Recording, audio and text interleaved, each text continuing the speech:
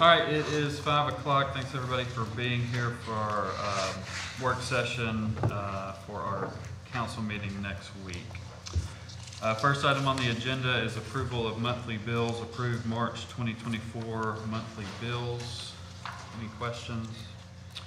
Approval of minutes, March 25th, 2024, 5 p.m. council work session, April 1st, 2024, 5:30 p.m. council work session, and April 1st, 2024, 6 p.m. council meeting. Any questions?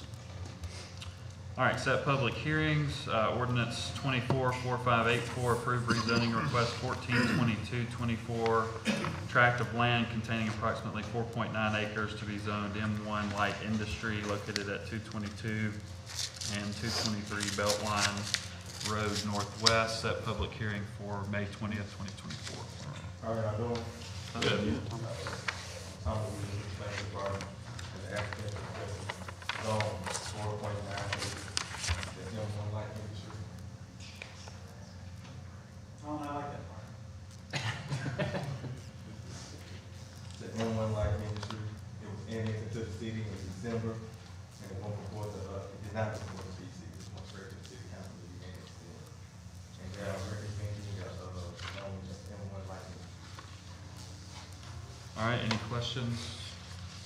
Thanks, Tommy. Public hearings, resolution 24062, approved request for special event retail liquor license by WIT LLC, doing business as JW Steakhouse for Decatur Morgan Foundation Dragon Boat Race on May 11th, 2024, located at 2901D Point Mallard Circle, Southeast Decatur, Alabama. This is just a standard dragon boat race that we do every year. That's a restaurant or a retail. All right, any questions? Resolution 24063, approved request for special event retail liquor license by WIT LLC, JW Steakhouse for Decatur Morgan County Convention and Visitors Bureau Tourism Bash on May 13th, 2024, located at 225 Grant Street, Southeast. This is the same event, retail liquor license for the tourism bash on May 13th. Okay, any questions? Resolution 24064, approved request for special event retail liquor license by WIT LLC for Alabama Center for the Arts Foundation for Strolling at ACA, located at 133 2nd Avenue Northeast on April 25th, 2024. And this is for the Arts Foundation for the year. Any questions? Resolution 24065, approved request for special event retail liquor license by Greater Morgan County Builders Association for Linda and Delinda Peak Kentucky Derby Drawdown on May 4th, 2024 at Ingalls Harbor, Wilson Street, Northwest Decatur. We're trying to get them all for May, right now. Any questions? All right, thanks. Resolutions, resolution 24066, approved vacation request 549-23 for Ramjet Properties LLC and Rodin Properties LLC. The applicant would like to vacate a .38 acre portion of the easement located at 716 Summit Drive. It passed the PC in November, and DU and engineering have both approved the vacation. All right, any questions? Resolution 24067, approved vacation request 550-24 for Decatur Properties Eat LLC. This is to vacate .02 acres of right of way located at the corner of the 9 and Lee Street. And they would like to have this right of way vacated and it passed the PC in January. And the sidewalk will be maintained. All right, any questions? Thanks, Tommy. All right, next resolution 24068, approved bridge feasibility study. And I think we've got some folks here to talk to us about that. Good evening. I'm Jason Walker with PTL, Chief Operating Officer. As much as anything, just to let you know how proud we are to serve you through this first step of this. What we know is an important project, not just the city, but this region. A lot of work, a lot of team members. We've got a few of our folks here tonight as well for some kind of detailed questions. But Jennifer Harper is our project principal, served through the project, so she's going to give you probably a summary of some of the details of the findings at this stage. But again, we appreciate the opportunity to work with you guys.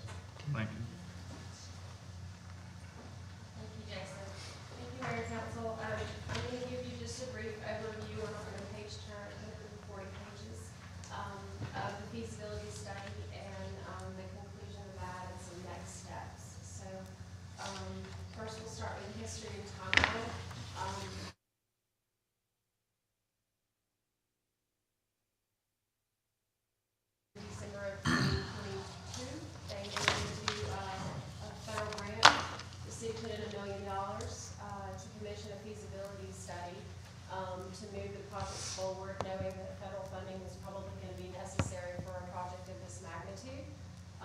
They went through a competitive bid process and hired PTL along with some sub-consultants, Jacobs and P-Rock McAnally, to perform the feasibility study. And it took about a year, which is pretty fast track for a study of this magnitude. Just to remind everyone, the federal process in transportation is a very long process. So you're looking at the timeline at the bottom of what it takes to get a project from need and purpose, and we have a problem, an issue, and is it feasible to do a project through to get it to construction. That's the timeline for that. And you are at the end of the feasibility study process, so step one. So what is a feasibility study? A feasibility study is when you enter into the federal process, you need to perform some analysis and satisfy some of the check boxes that the feds are going to want to know before they determine that it is a project that's feasible to move forward. So you do a lot of analysis, you engage with the public, the community, and you involve everyone involved in the process that would be impacted by the project, and you document all that. And based off of all of that analysis and all of that work, you decide if it's a go or a no-go. And then, why are we doing the feasibility study? You have an issue with congestion on the bridge. Is there a way to fix it? Is it feasible? And is it possible to move it forward? So you determine is it practical and the level of impact if you were to address the problem. So that's what a feasibility study does. The next slide, with this process, we determined early on that it was in Decatur's best interest to enter into what's called the PEL process, because you're going to be moving this forward into the next screening phase and then into design and into construction. You don't want to take what you did the past 12 months, you want to move that forward. And that's what this PEL process does. It's the planning and the environmental work that went into this. You want to be able to recognize for that so that when you get to the NEPA process, everything you've done up to that point is recognized and you move straight into approving your NEPA studies. So it's a time-saving, money-saving effort. So by entering into this PEL process, we were able to capture all the planning and environmental work that we did and have it recognized by FHWA, who is your lead federal agency. So that's why this is very important. We followed the PEL process. We did the checklist. We did all of these things. We had 2 public meetings, and we have coordinated with FHWA at the end of this. So everything you've done to this point moves you forward because of that. So next slide. So what's included in the feasibility study? I know that we've had a lot of meetings to talk about what the solutions look like, what the problems are, to look at traffic, to look at environmental, all of the effort. But what's in the document is captured here. So we define the study area, we define the planning context, we document all of the things that we did along the way. We have a purpose and need, which is required by FHWA. So we have developed a purpose and need for you. We've vetted it with your public and with your elected officials. We've vetted it with FHWA and with ALDOT and all of your partners. And so you have a purpose and need for this project that moves forward. You have documented stakeholder involvement that met all of the federal requirements. And that documentation follows this project forward. So all the citizens' concerns, all the industry concerns, utility concerns, all the things that we captured during this move forward with the project and are recognized by FHWA and ALDOT and all the agencies. This is all very important for future funding opportunities. So you have your alternatives and your recommendations, and then you have your future actions, which is really important. Where do you go from here?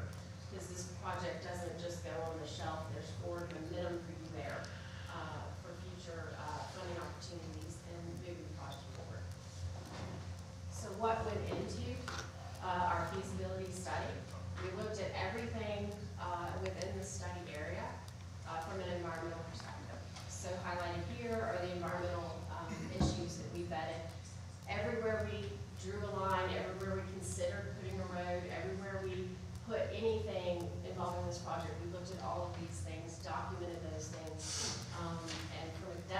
screenings, level, made sure that we weren't impacting anything that would be a red flag that would stop the project.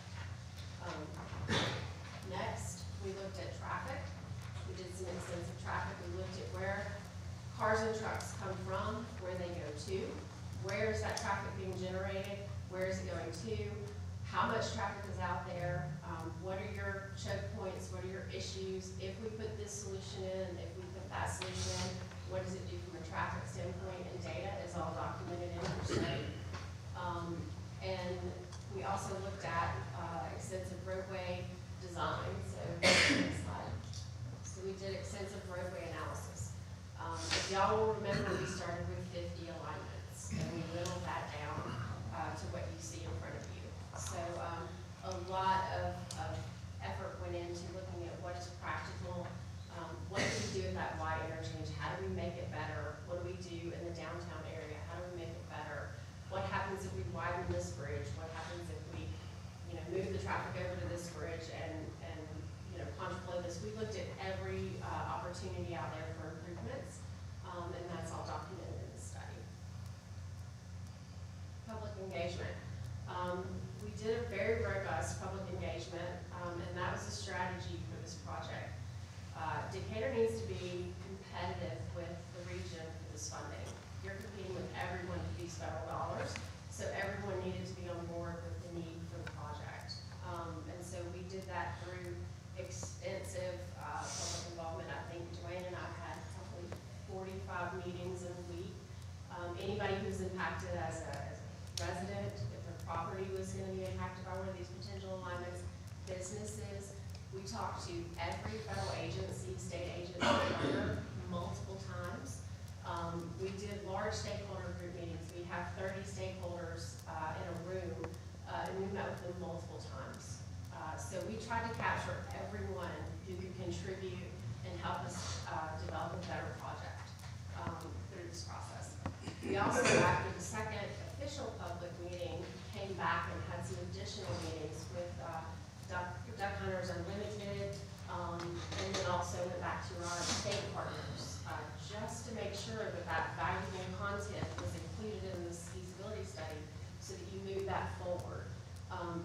Everybody who had a comment, everybody who had a concern, everybody who had something to say is captured in this document, and it's part of the project record. So what you have in front of you is, I think, 3 pieces of paper, and I think you've probably all seen this. We presented all of this at the second public meeting. So you have the feasibility matrix, which is a quantitative analysis of each of the alignments from all those perspectives. We looked at the environmental impacts, we looked at the utility impacts, we looked at the cost, we looked at constructability issues, we looked at everything, and that's all captured in the feasibility matrix. What ultimately came out of the study is we looked at a no-build alternative, which is what we measure everything against. You do nothing, things are going to get worse. So we started to layer in improvements, and you compare those back to the no-build. So you have 3 other alternatives on the existing alignment, which make improvements to see if we can fix the issue on the existing alignment. And through traffic and roadway analysis, you can clearly see that we can get some improvement, but we can't fix your issue on the existing corridor. And so we also entered in 6 other alternatives that introduce a new bridge, which would take traffic off the existing corridor and measure those improvements as well. So that's what you have in front of you, and that is what we have determined is feasible solutions to the issue of congestion across the bridge. So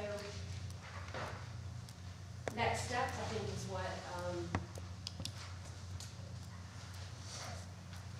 next steps for this project is to expand the study area and to look at the regional impacts and work with our partners at the state and local level on the adjacent projects and expand the Decatur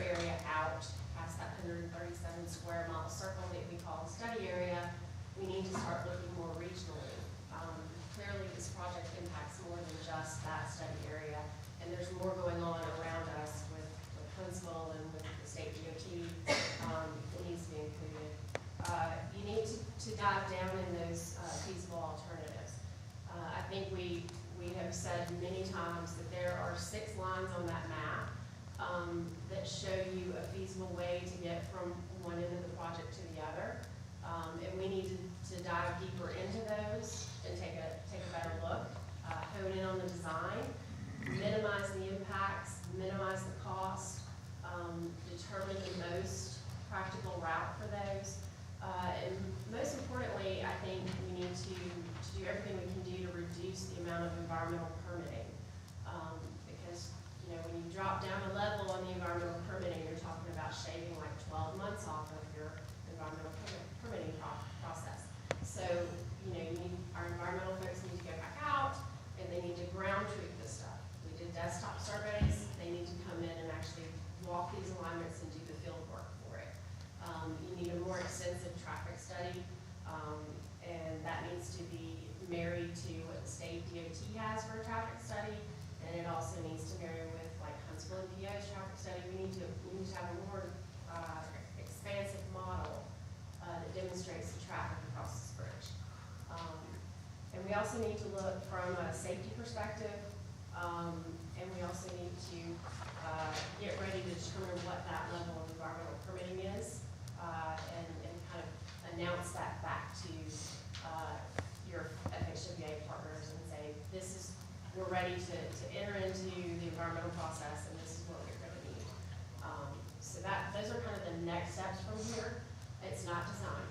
It's to take that map with the pretty green and the blue and to really get down into the weeds of what is the best alignment and making those the most feasible you can, the most cost effective. We need to state the business case for this project. We need to show benefit, cost analysis, and this project needs to rise higher on the list than the other projects in the state, the region, and with the feds.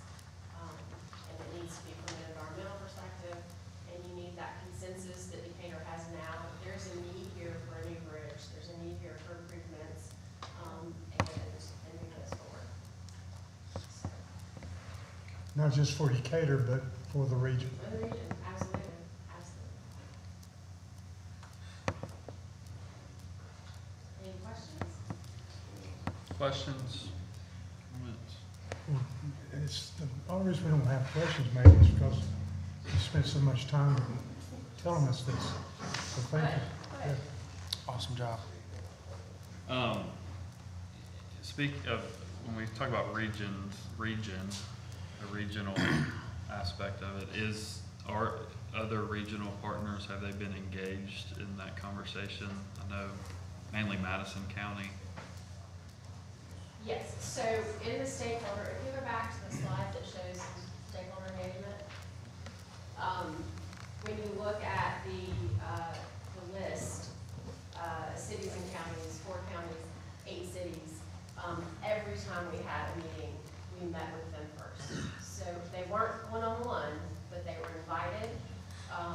They were provided, you know, an invitation to the meeting and coordinated with. I can't tell you who attended. It's in the study who was there and who wasn't. But yes, all of those folks were included every time we met.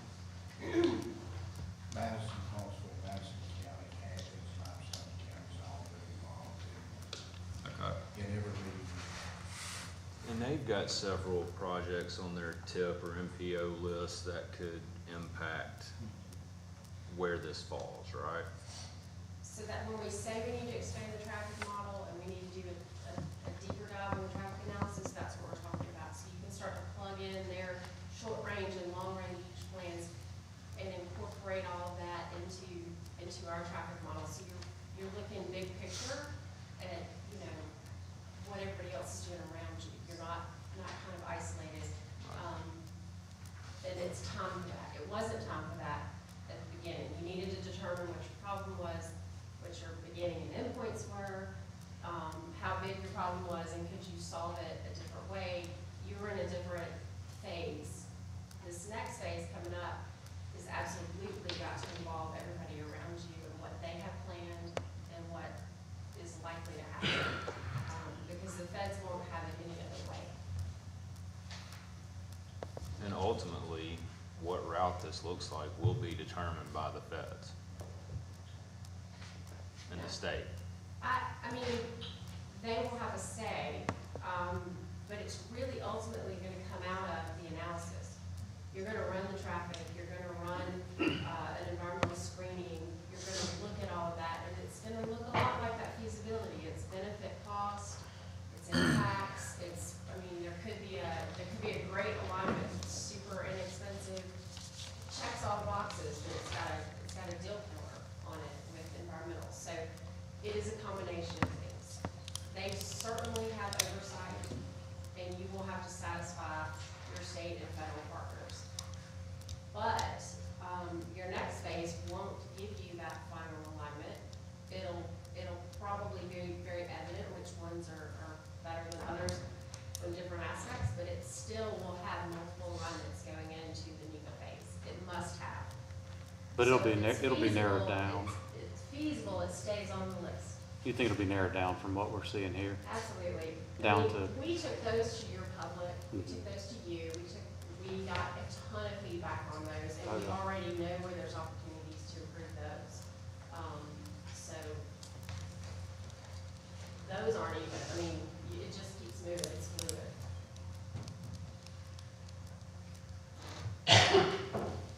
Any other questions? All right, thank you all. Thanks, Joe. Thank you. All right, next, resolution 24069, award bid number 24009 for cemetery mowing to Thrive Outdoor Incorporated. Jeremy. Mary Cheryl Ferguson, this is the annual contract renewal for mowing of the city cemetery. We had a bid opening on March the 25th. We had 5 responses and 1 no bid. And we recommend Thrive Outdoor in the lowest responsible bid. All right, any questions? All right, resolution 24070, approved funding allocation for road improvements on Red Hat Road and Mallard Fox Road. Good evening, Council, Mayor, Dawn Walker, Finance Department. Representative Parker Moore was able to secure some funding from the Connect General Fund for a project that is needing to be done at Red Hat Road and Mallard Fox Road. It is removing and improving the Indian Island in that area. The amount is $85,000, and this will allow us to accept those funds and then do the needed budget amendment for street department to do that project. And I have City Engineer Carl Pruitt here if you have any technical questions about the project. But this is just a pass-through. We're accepting the funds. to then go. Okay. So there's no city Right. funds. Right. Okay. Do you have any concerns? All right. Any questions? All right, resolution 24071, approve additional items needed for the parking deck completion and alley improvements. Good evening, council. So we're at the end of the project. We've not had any change orders to date. We asked them to give us 1 change order at the end, so we can bring another change orders to you. The total amount of change orders is $390,452.14. I want to go through a few of them. So the contractor's change order at $351,666 is really broken down into 3 sections.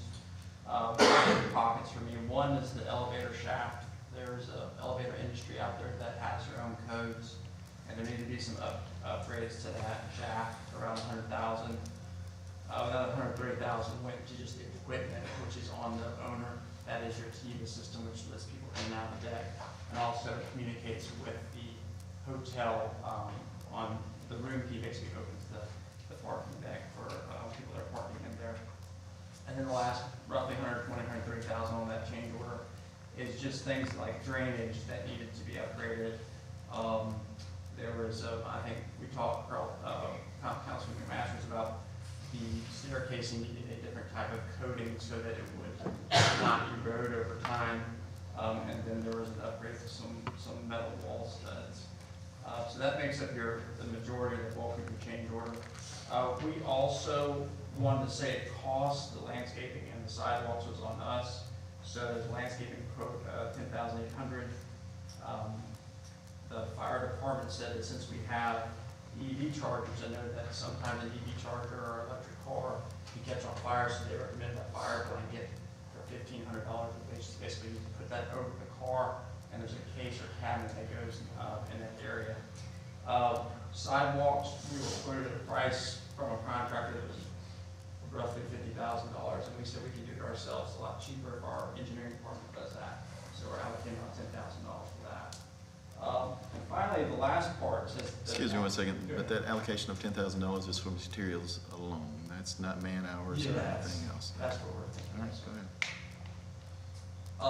And finally, we were approached right before Christmas by the DVRA and also Calhoun College about burying the power lines and the electrical lines in the alley coming off Johnson Street.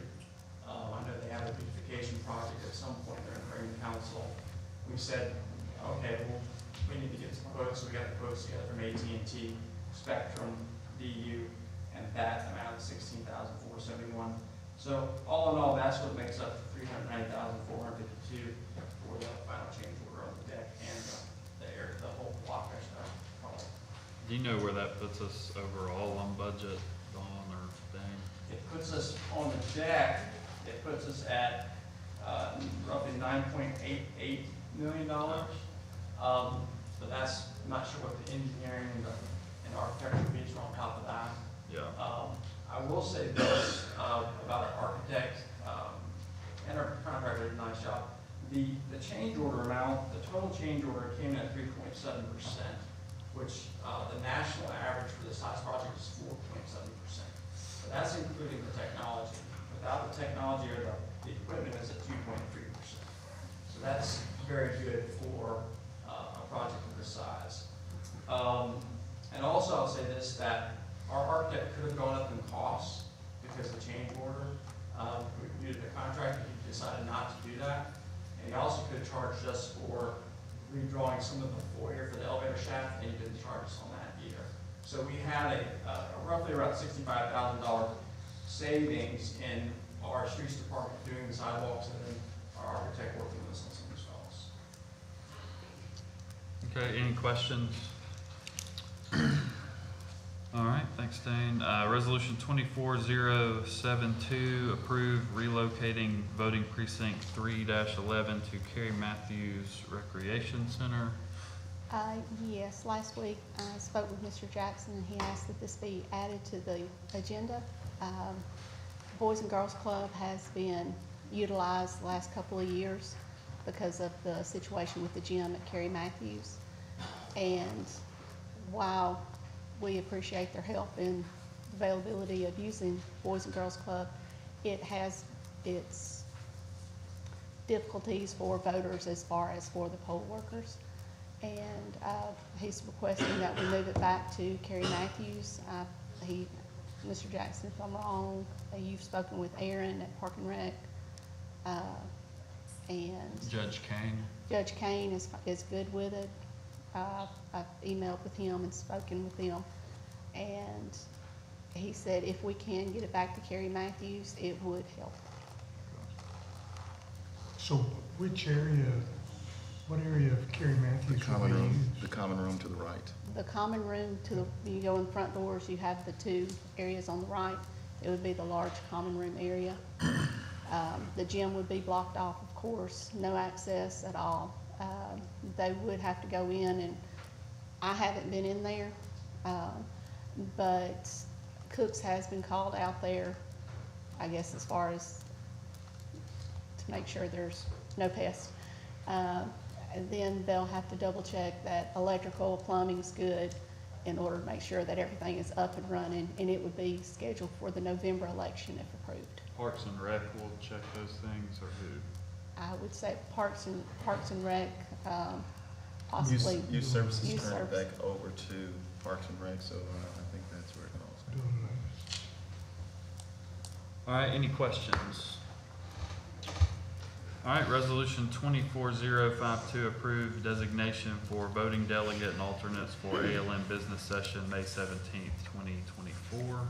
Yes, that form has been updated according to the names that I received, and with this approval, I'll turn it into the league for their information. All right, any questions? All right, ordinances, first reading, ordinance 24458-0A, approve amendment to Code of Decatur, Alabama, section 24.5 for repossession of motor vehicles. Yes, we appreciate the input that we had from several citizens. This updates the ordinance. It gives captions or headings to make it easier to follow the various sections, such as the notifications required 30 minutes prior to the attempt, and then an hour afterwards. That information is basically the same. It requires the information. A motor vehicle has to be described inside, outside, the VIN number, the model, make, all of that. And then it emphasizes you must comply if you're going to repossess a motor vehicle with the state law. And then it talks about breach of peace.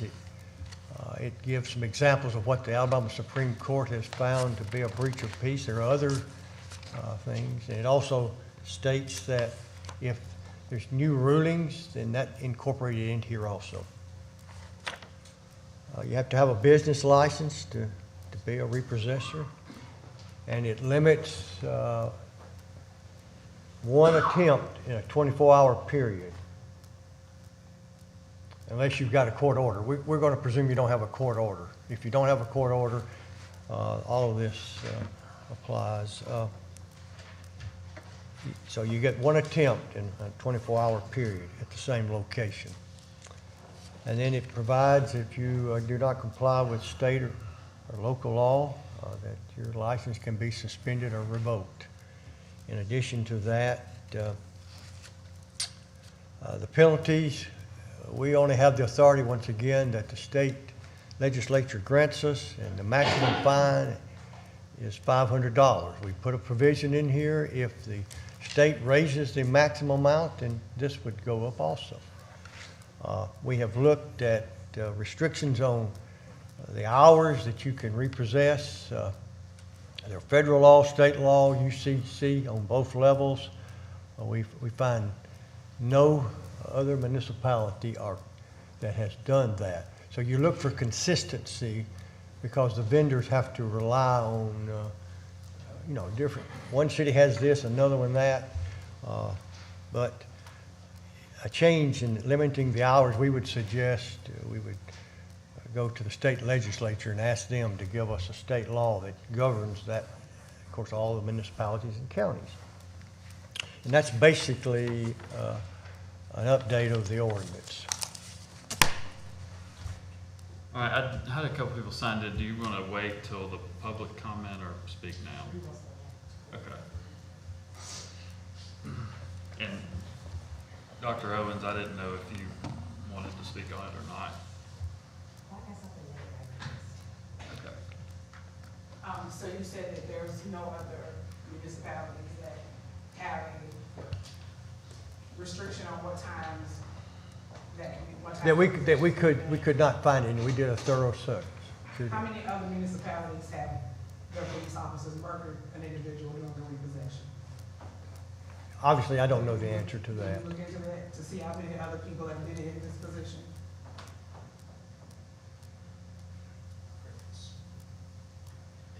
I don't know that we did.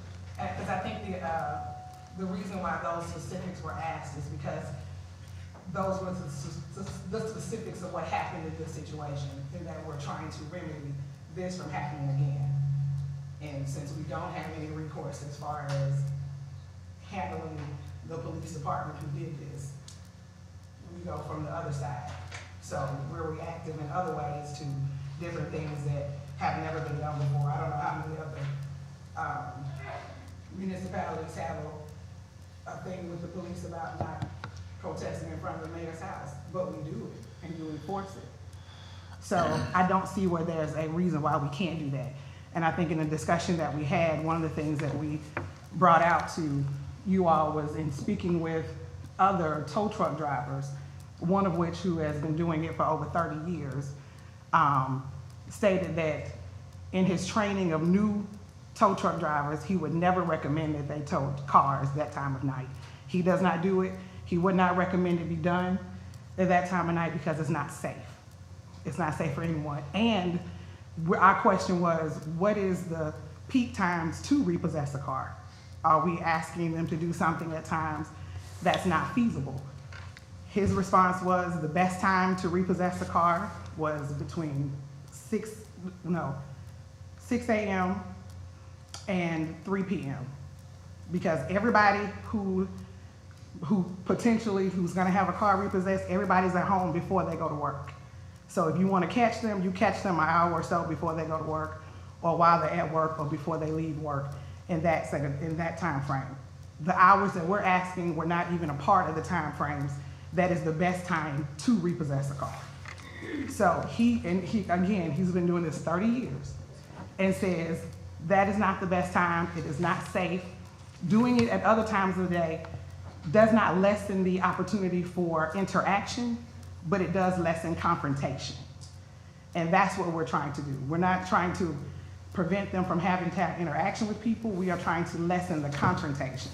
And that is what it is. And I feel like by not addressing that and not listening to what we're asking for, it's just another example of you all siding with the interests of other people, such as businesses, such as banks, such as car dealers, and not for the public safety of the people who are being impacted by this. I'll speak to some of that. I do think what has been added that we discussed does get after what the intent of the conversation was. I think it will help.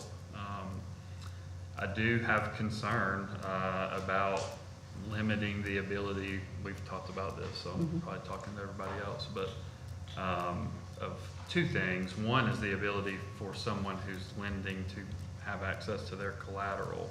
And there are other people that say that they feel like they've been doing this a long time, that night is a better time for them to repossess. So I think there's some differing opinion, but it also will impact people's ability to get a loan, especially if it's from a bank that's not doing their own repossessions. It will. It's a logical connection. I've got collateral. I'm lending on it. If payments aren't made, I've got to be able to go get the collateral. But I do think the things that were added and the way this ordinance reads would be helpful in those situations. I do think the other things that were added are helpful, but I also think that's a major component that at least for a time frame, if we do at least a moratorium for at least a certain amount of time while these things are being enacted, so that everybody gets acclimated to the new system, that I think it would be a good idea to do that for a brief period of time, at least for a brief period of time, to see how that goes. And I also have concerns about the correlating police policies that will go in conjunction with this ordinance.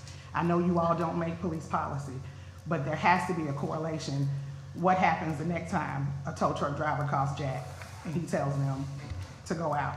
What happens with that? What is the police's policy and their procedure and how they're going to handle these things that we're enacting as well? I agree with that, and I will ask Chief to address his thoughts and procedure around how this ordinance would be enacted, because I do agree with you on that. Okay. So I am asking you to consider that. Sorry. You were right in what you said at the beginning. All we do is set the rules. Mm-hmm. And then how those will be carried out takes policy in the departments. In this case, police department, probably primarily police department. So I think it's important that we know that. So I'll talk to him and ask if he would come talk to us about how that would go. Okay. But before you all do vote on it, I do ask you to reconsider adding that in as a portion, at least not for the entirety of this new ordinance, at least a moratorium for a period of time to make sure that the policies are correlating, that police policy is correlated with this, and that everybody understands it, and we're all operating in knowledge and not saying we just didn't know. So I think it needs at least that time. And it also gives you time to see if it actually does affect the way the banks operate. So I think it works on both sides. And we talked about this too. I think it's important to point, I think Dr. Owens or somebody brought it up when we were meeting, but there was a tow truck or agent, repossession agent, whatever, tow truck driver that was killed a few months ago, and it happened, I think, in the middle of the afternoon too. So it's hard to cover for every incident, but I take what you're saying seriously, and it's been a difficult one for me just because I'm in that type of, not that business, but where we have collateral we've got to have access to, and I understand that. So Any questions for Sheree or comments? We'll see next week. This is a ordinance in its first reading, so the general procedure is that we would first read it next week, and then the next council meeting would be the vote, but we could double vote it next week if we wanted to, so that'll be the procedure. Thank you. Thank you. Do you want to wait, or? If you like me to do it now, it's probably more appropriate for the number. Whatever you want to do.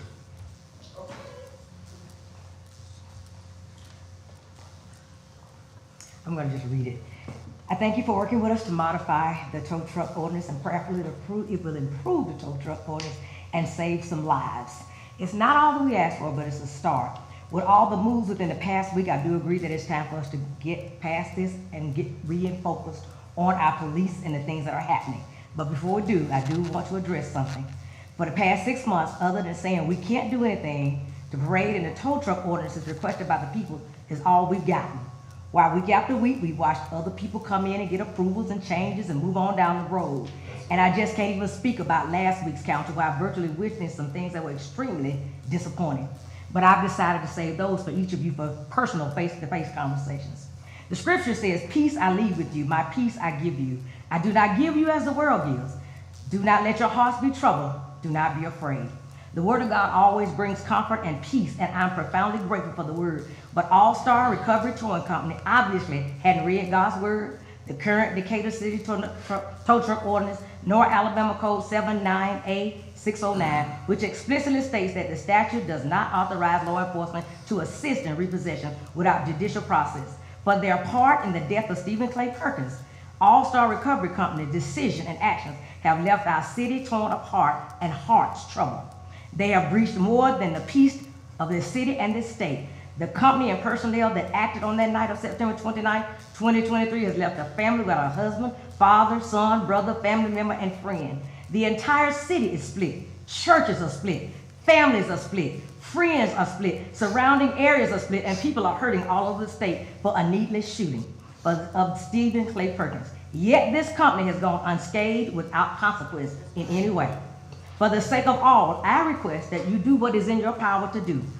Per Decatur Municipal Code 25.4, Record Services, which states any permit issued under this chapter is subject to suspension or revocation by the chief. It is found that the permit was procured under false pretenses, by the fraudulent conduct, or by false statement of material act. Additionally, any permit issued under this chapter shall be the subject of suspension and revocation by the chief for a violation of any of the provisions of the chapter.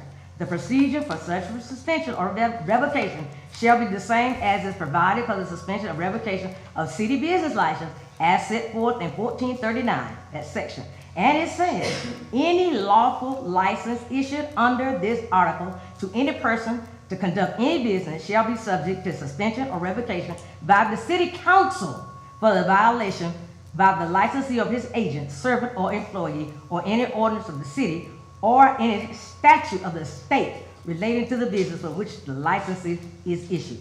Decatur City Council does have the authority given under these codes to revoke the license to operate of All Star Recovery Towing Company, which is a Mississippi-based company to operate in the city of Decatur and any communities falling under it. I request that you take your own initiative, take a step of your own, and exercise the authority that's been given to you to revoke and never give a license to this company or any other name it may recreate itself under to heal our city.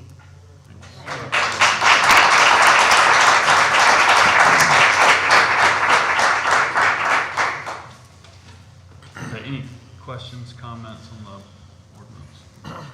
All right, next one is ordinance 244582, approved street name, change to Clear Creek Drive Southwest. Tom? This is for Valley Park Final Plat, and this name change is needed because not only did the name duplicate, but the numbers are also duplicated. So for USPS and emergency services, we would need this name change to be Clear Creek Drive Southwest, and it passed the Planning Commission in March. Any questions?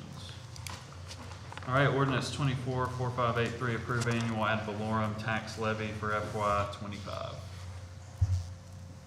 This is just the annual tax levy approval that will be needed. It'll be needed to vote it on in May, at the May 6th meeting. Do you want to give your annual caveat? Well, yeah, the annual thing is, it's not increasing our ad valorem taxes, okay? We don't want, it's required by state law to renew it, and that's what we're doing. All right, any questions? All right, that's it on the agenda. We do have several that are signed in for public comment. Oh, sorry, before we get to that, Alan, did you have something? Sorry, and anybody else that does. Yeah, 2025 is when community development does their annual 5-year consolidated plan for block grant funding. Part of that process is that we send out surveys to stakeholders. So Suzanne will be sending out emails and some surveys to stakeholders. Y'all will be getting those. So I would just ask when you get those, if you would take a few minutes and respond to those surveys and send those back to her, it'd be greatly appreciated. Okay, thanks, Alan. Anything else from department folks? All right. All right, now we will move into, did you have something? Well, yeah, let me go ahead and get my piece out. I'll let them clear out real quick.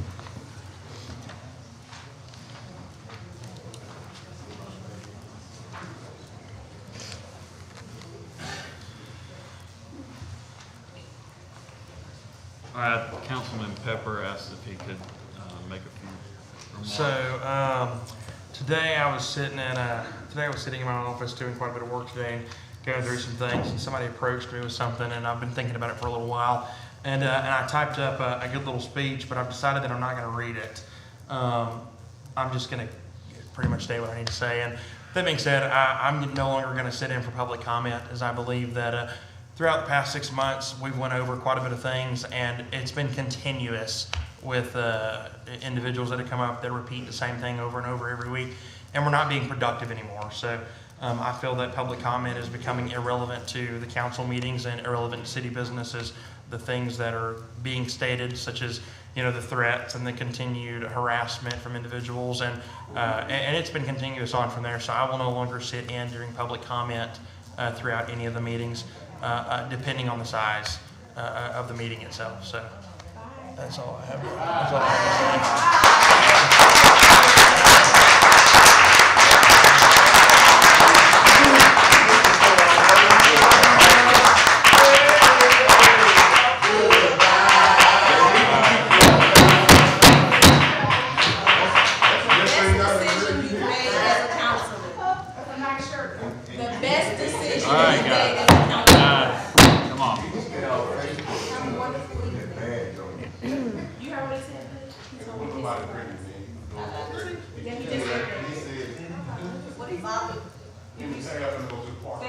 All right, I got you.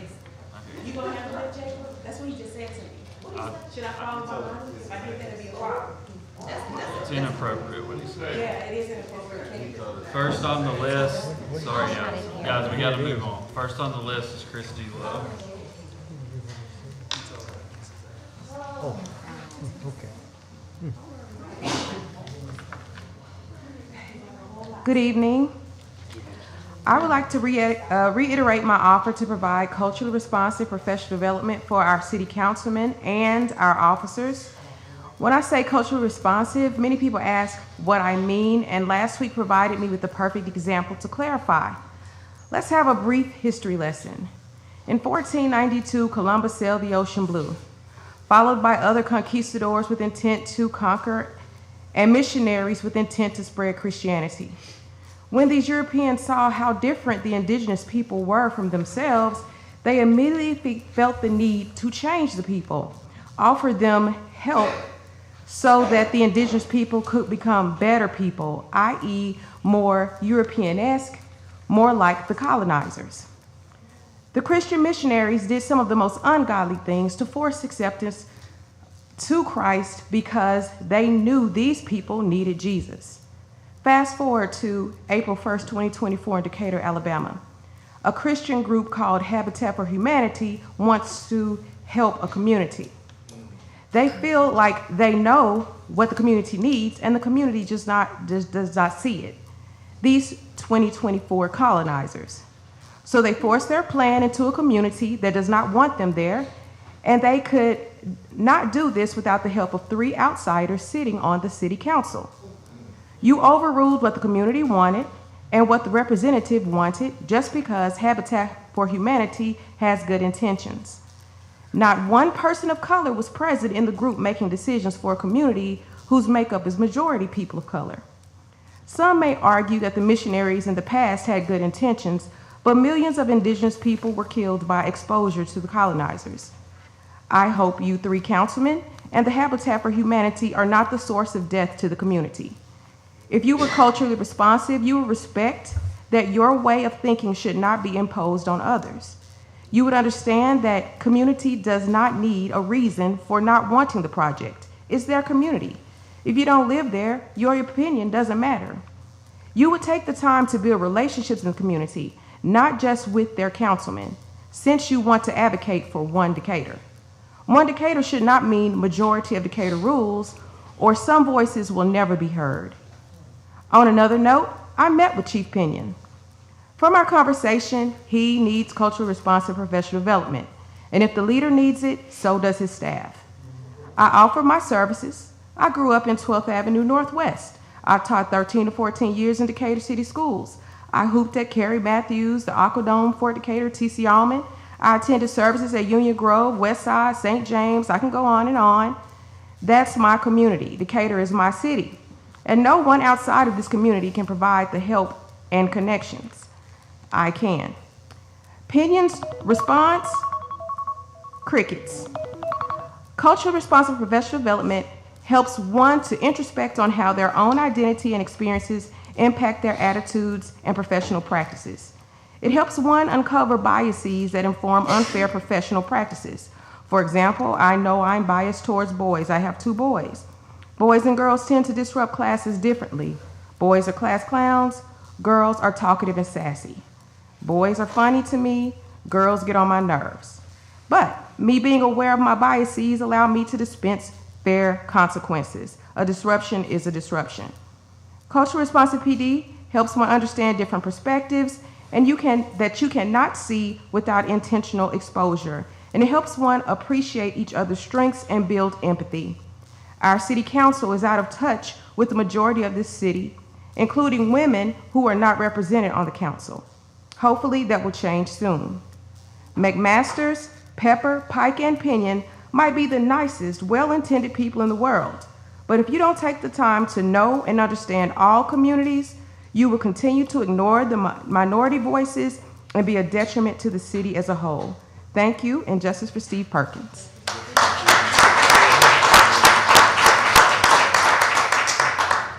Mike Stovall.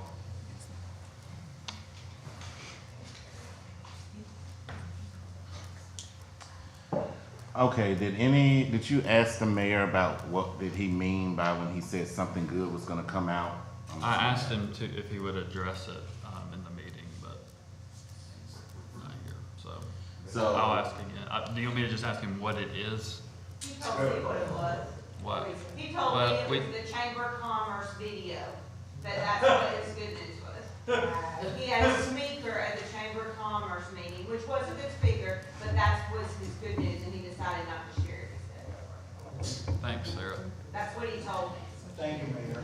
So that was supposed to bring healing, Mayor. I don't see where it brought healing. Okay, so Sharice spoke about the ordinance, and I'm gonna piggyback on her a little bit. Y'all, it's like, if we want to put a time frame in there, I think we should be able to get that. And this is the reason why I say, I mean, you all have not did anything, again, that we've asked. I mean, it's like we having to come up here every week and look at you all and nothing is being done. I mean, if she wants a time frame, if we want a time frame in there, we should be able to get that. Okay, Todd Pinion, going back to him. Let's not even think about the situation with Steve, but look at all the incidents that's happened in his department after that. We can go on and name them. And you all still stand with Todd Pinion and don't want to get rid of him. He needs help. You say the morale is up over there, McMasters. Well, if you were racist, let's just say you were racist, and you could go to work every day and you could kill a Negro or hurt a Negro, then your morale would be up too. That's why morale is up over there. We was protesting 2 weeks ago. They was on a whole nother level. They're way up here when they don't even have to be. I keep saying that the war is against the citizens, and that's true. But you all don't listen. We need him gone. He needs help. This department is over his head. We was out here Friday. They thought we were gonna tear this thing up or whatever. We will never stop something for children. Right. That event was for children. We didn't come to do that. Once we talked to those people, we talked to the SRO's officers and everything, it was good. Then we had all kind of drones in the air. Why are y'all treating us like military style? When we grew up here. Huh? Oh, okay. Yeah, but we shouldn't be treated like that when we grew up in this town, when we're from here. But yeah, your police department, it's time for us to make some change. Okay, Jacob, what is do you want to go to the State House? No. You don't? Do you want to go to the State House? No. Do you want to go to the State House? So y'all are okay with being, or do you want to go to the State House? I did. See, I want to go. You almost got him. See, I want to go to the State House. I'm just playing. But I'm gonna say this and I'm gonna wrap it up. Y'all, but still, even if y'all not going to the State House, you still got to bring your aspirations up a little bit higher than local government. But you still have to learn how to do things on a bipartisan. You all need to reach across the aisle. You all need to come to us and see how can we solve this situation. We shouldn't still be saying the same thing over and over about, to our opinion, okay, Jacob, I need you to come to me and ask me, okay, what can we do to fix this? How can we fix this? Yes, McMasters, you have reached out to me, but it's time. And it is going to be on the removal of Todd opinion. I'm not pushing off of that, but then it's going to take a give and take. All right, thanks, Mike.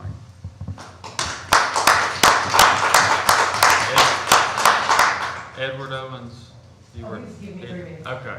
Well, do you want them? I think I said. All right. It's Sarah, somebody else maybe. I got Sarah next. Okay, I think it's important for citizens to know, do you currently know how many lawsuits have been turned into this city because of this? I hate to say yes and have it wrong, but I know. Do you know, like, some. at least? I just think it's important for people to know, you know, what Decatur's facing. I only know of one, Herman, I don't know. Oh. Well, that's something we don't comment on, but there are several out there. Okay, I'll say I know of 12, so I just Herman, wanted people to can know. we clear, I'll pause you, but. Yeah. That's not something that we get updated on from legal. It's not every time a lawsuit, we get an email. That's saying- right. So just. Yeah, I just didn't know if you knew. I know of the ones that I see in the newspaper on the news. Yeah, okay. I would like to shed light on things from October 19th on the Hudson Memorial Bridge. Our police chief chose who to pick out and arrest. Because those court dates are approaching soon, and that is actually when Decatur PD started targeting the people who are supporting Justice for Steve. I was stopped and stuck in traffic that day and couldn't get through. I travel that bridge every single Thursday, and I'm stopped most times on that bridge simply because of the issue that was earlier. The bridge is congested most often, and that's why you're looking into a solution. Everyone in my car went to jail for that because we were stopped on the bridge even though we didn't stop traffic on the bridge. My daughter and myself were called and asked to turn ourselves in. However, my son was not made aware of his warrant. We asked several times and checked the online post, but they chose and waited and arrested him over a month later on Thanksgiving Day. I want to bring attention that Hunter Pepper, who is not here now, he was also stuck on that bridge. I have pictures and I have video of him on that bridge the same time I was. He even got out of his car and talked to the police on the bridge. I think it is only fair that Hunter Pepper, who was also stopped on that bridge, should also be arrested, or else all the bridge charges should be let go. Because Decatur police, or really the police chief, only targeted the people who were supporting Justice for Steve. So the point of that is Decatur City currently has charges of more than 14 individuals that were on the bridge but did not block the bridge. So unless Decatur City plans on arresting every last person on that bridge, such as Hunter Pepper, it would be smart to let the charges go of the people who were not blocking it, and that just opens the city up to lawsuits. And just as a reminder, Decatur City Police Department murdered Steve Perkins 6 months ago, and we are not going to stop until we get justice for Steve.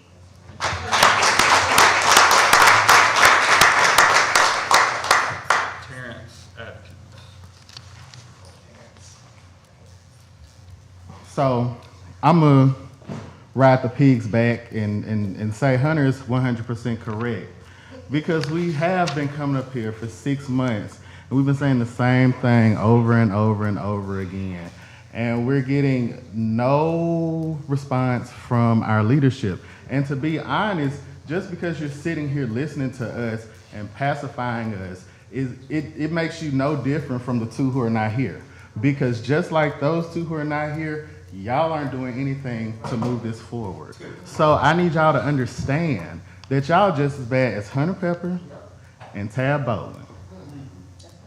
Thanks, Terrence. Justin.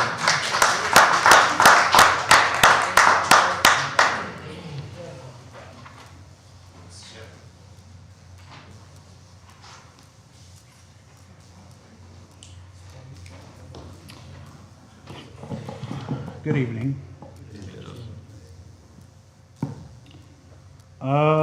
Man, there's so many points to hit. If y'all are not updated on lawsuits on the city, how can you guys effectively govern without noticing a certain department accumulating lawsuits and hemorrhaging money that's going to be taken out of future budgets or wherever? I would just rely on our legal to update us when we need to be updated. And you trust that? I do. Knowing that you don't even know right now how many? I do, and I expect I would if I needed to know. Okay. Are y'all legally, ethically, or morally required to report fraud, waste, or abuse? I'm sorry, I didn't understand the last part. Yeah, you weren't listening anyway. I It's was all right. listening, Yeah. Mr. Shepherd. Are we required to report fraud, waste, and abuse? We're required to report ethics violations, yes. That's not what I asked. Okay. I'll repeat it for you if you couldn't hear. Are the councilmen or even mayor legally, ethically, or morally obligated to report fraud, waste, and abuse? Do you need me to say it again? I do not think that is one of the legal requirements. They need to do that, but that's part of their responsibility. They take an oath that said they will abide by the law and make sure others do. So you can look at it that way. Yes. Because when I was in the military, we were required to report fraud, I waste, and understand, abuse. Will. So you're saying that they're not required to? I'm not sure exactly what you're getting at, but if you're thinking from like a budgetary spending kind of, if there's fraud, waste, and abuse within the city that we are aware of. Any aspect of you being a city council? So we do, it may just, do you get those from the auditor? The question. Yeah, so when our auditor looks at, I don't know if I'm answering your question correctly, but we are asked if we are aware of any fraud, waste, fraud and abuse, or embezzlement, anything we have concerns about, or there needs to be a light shine on within it's more of the spending and awarding contract, anything like that. I think it may just be the finance committee. So you think it's more of, if I'm hearing you correctly, you think it's more of a scope thing? That is the question we get asked. We are required to, I can't remember the name of the form, it's due at the end of this month. We have to fill out the economic interest form to show that we don't have any issues there as far as our own economic interest and, compared to the cities. So there's things like that. I don't know if I'm answering your question, but. Yeah, so I had another question. Is it the position of the city of Decatur that I'm a disappointment to all veterans? No, not. So why would you guys have somebody representing the city of Decatur sitting in this room that said those words to me? I would disagree with them. I don't know. Oh, well, I'll welcome you to pull back the city's security camera footage, which also includes audio. Okay. Would you do that? I mean, Can since you're ask. questioning I my don't know. integrity, I'm not saying, questioning your integrity. okay, because it happened. Okay. I Well, mean, would you're okay disagree. with somebody that I'm not. feels that way? No. How are you guys pushing one Decatur when obviously, if you look at the city council, it's fractured as is? How are you guys wanting us to heal when you guys obviously are more divided, I would say, even than the community? You know, the hard part about a municipal government with 5 representatives is that we are all elected in our own districts, and sometimes you don't see eye to eye with the people that you can look back for a long time probably and see that, but it's just kind of how elections go. Sometimes people don't get along, but they got elected, so.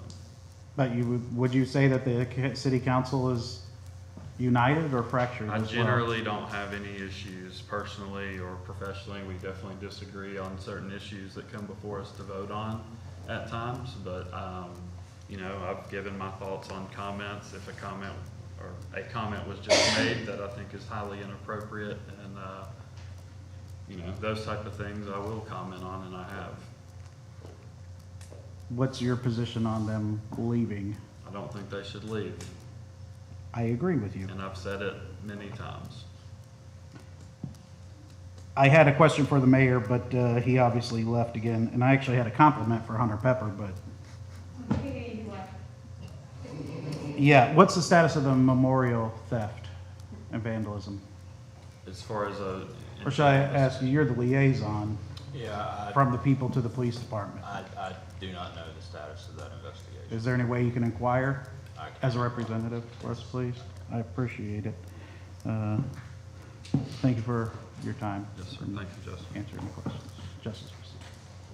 Is there anything else? All right, we are adjourned. Thanks.